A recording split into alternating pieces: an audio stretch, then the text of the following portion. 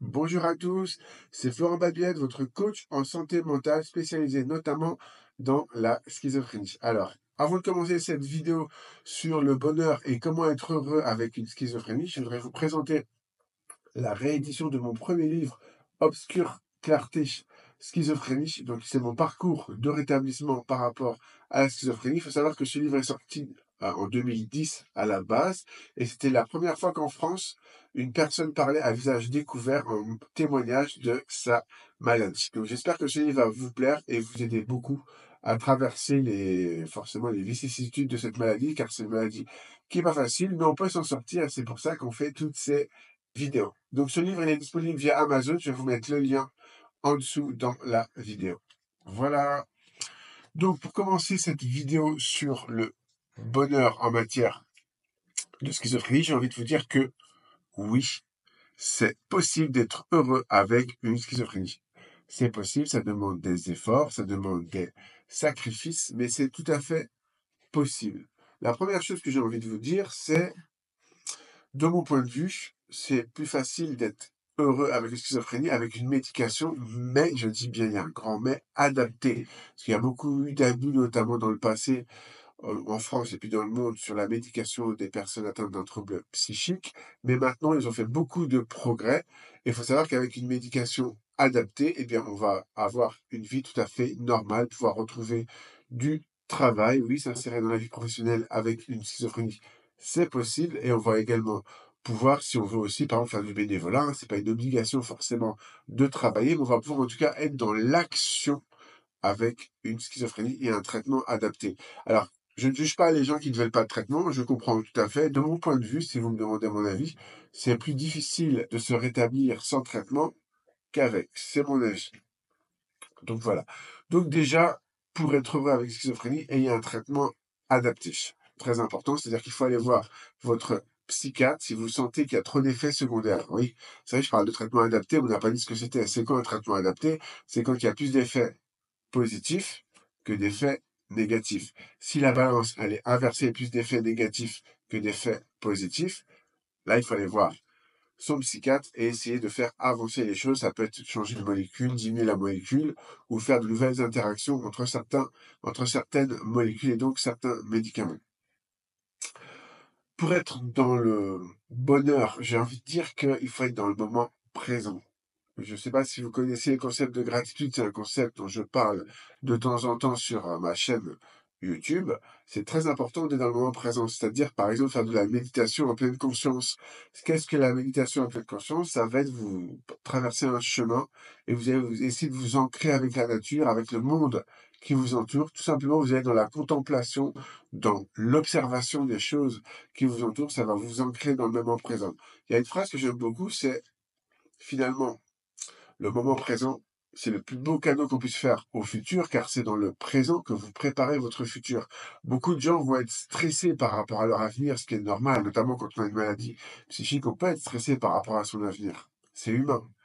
Mais sachez que c'est pas ça qui va vous faire bouger et vous faire avancer. Par contre, si vous êtes dans le moment présent, quand vous faites des actions dans le moment présent pour aller mieux, eh bien là, vous allez progresser et là, vous allez avoir un futur qui sera meilleur.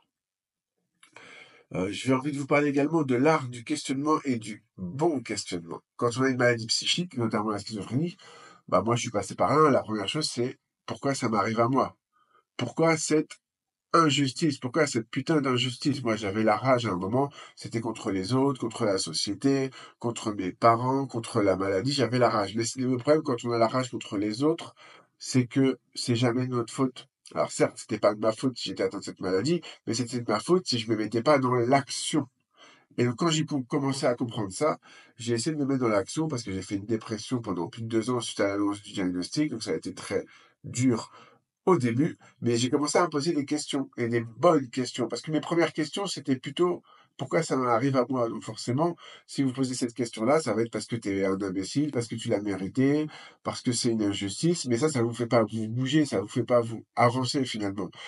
Donc, ce que j'ai fait, c'est que je me suis posé la question, comment je pourrais faire pour progresser dans ma vie de tous les jours? Qu'est-ce que je peux mettre en place pour progresser? Donc, j'ai décidé de me remettre au sport. J'ai commencé à m'intéresser au développement personnel, à la psychologie, aux neurosciences. Et tout ça, ça a fait que j'ai beaucoup progressé. Donc, c'est vrai que l'art du questionnement est très important parce que bonne question, bonne réponse. Mauvaise question, mauvaise réponse. C'est comme si vous allez sur Google, si vous posez une question bête, vous aurez sûrement une réponse bête. Si vous posez une question intelligente, vous aurez un retour intelligent. Votre cerveau fonctionne comme Google, sachez-le. Donc, il y a aussi autre chose que je souhaite voir avec vous. Donc là, on vient de voir l'art du questionnement, mais il y a aussi la technique des petits pas dont je parle de temps en temps dans ma chaîne YouTube qui est très importante. Parce que des petits objectifs, donc des petits pas, plus des petits pas, plus des petits pas, plus des petits pas, si vous les additionnez au bout d'un, deux, 3 ans, ça fait des gros résultats. Quand j'ai voulu écrire mon premier livre, tiens, je vais vous le remontrer juste pour le plaisir. Quand j'ai voulu écrire ce livre-là sur clarté schizophrénie, j'avais une capacité de concentration au niveau de l'écriture d'environ 10 minutes. Donc, vous imaginez, le livre, il fait plus de 200 pages et je pouvais écrire que 10 minutes. Donc, ça aurait pu me déprimer et j'aurais pu tout, finalement, arrêter.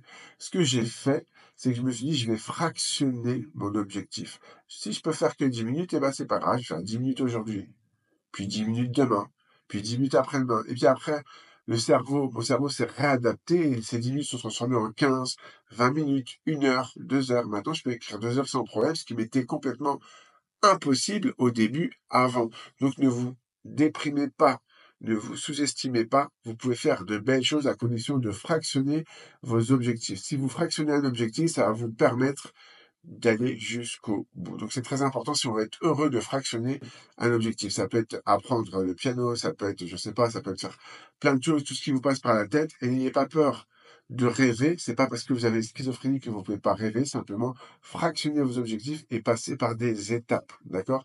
C'est très important. Donc dans cette vidéo sur le bonheur, eh bien, j'ai envie aussi de vous parler d'amour. Effectivement, c'est important d'avoir quelqu'un dans sa vie quand on peut. C'est pas indispensable. On peut être heureux avec soi-même et déjà être ami avec soi-même, c'est un premier pas. Soyez ami avec vous-même, vous allez voir de belles choses vont se produire parce que souvent, les gens que je coach, en tout cas au début, sont un peu ennemis avec eux-mêmes, c'est-à-dire que ils s'autoflagellent souvent, ils se dénigrent, ils ne reconnaissent pas leurs qualités. Donc moi, mon travail, c'est de leur refaire prendre aussi confiance en eux pour qu'ils soient amis avec eux-mêmes. Donc, ne vous empêchez pas d'être en couple, hein, parce que c'est très important aussi quand on peut d'être en couple, parce que bah, l'amour, forcément, ça vous donne des ailes, ça vous tire vers le haut toujours. Donc c'est pas parce que vous êtes atteint de cette maladie que vous pouvez pas attirer une femme ou un homme. Donc n'hésitez pas, essayez d'aller faire des rencontres, de discuter et de progresser. Si vous travaillez sur vous-même, si vous devenez la meilleure version de vous-même, vous allez être charismatique, vous allez attirer plus facilement des gens.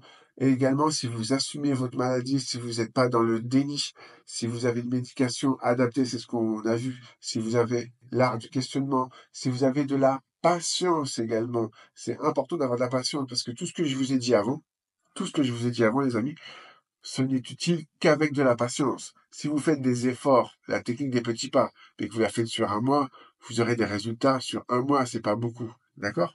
Donc c'est important d'avoir de la patience et de faire ça sur du long terme. La schizophrénie, c'est comme un marathon. Ce n'est pas du tout une course de 100 mètres. Hein, c'est pas celui qui fait le plus d'efforts en un temps réduit qui va gagner. C'est celui qui va faire des petits efforts, plus des petits efforts, plus des petits efforts, plus des petits efforts sur une longue période, même toute sa vie. C'est celui-là qui va se rétablir ou se stabiliser en tout cas sur du long terme. Donc, vous voyez la schizophrénie comme un marathon. Vous voyez là aussi comme une force. C'est une force créative. Moi, ça m'a permis d'écrire des ouvrages. J'en ai écrit pour l'instant 4 et je compte pas m'arrêter là. Je compte en écrire encore d'autres. Donc, je fais aussi également du slam pour ceux qui savent. Depuis, ça fait 4 5 ans maintenant. Donc, ça peut être une force créative. C'est une maladie qui touche des gens très intelligents, souvent trop intelligents. Le problème, il est souvent là, c'est que on parle également d'inflammation du cerveau, parce que ça touche des gens qui pensent comme nous, bah, on pense beaucoup, beaucoup, et à force de penser trop, il peut y avoir des crises. Donc, également, je voudrais voir autre chose avec vous qui me semble très importante. Quand on se rétablit, c'est pas qu'on a forcément plus du tout de voix, plus du tout de délire. C'est juste qu'on va les gérer beaucoup mieux que la moyenne. Apprenez à gérer vos crises, vos voix, vos hallucinations. Mieux vous allez les gérer, moins vous serez hospitalisé, et mieux ce sera pour vous, et plus vous retournerez à une vie normale. Dans mes séances de coaching, j'apprends notamment à gérer ces moments-là, c'est-à-dire quand on a des voix, quand on a des hallucinations, quand on a de la paranoïa et puis plein d'autres choses. Donc, je vous invite à me contacter via le mail qui s'affiche juste en dessous. Et puis, bah, je vous répondrai avec grand plaisir pour un coaching. Je vous dis à très bientôt. J'espère que cette vidéo vous a plu. N'hésitez pas à la liker, à la commenter et à la partager. À bientôt.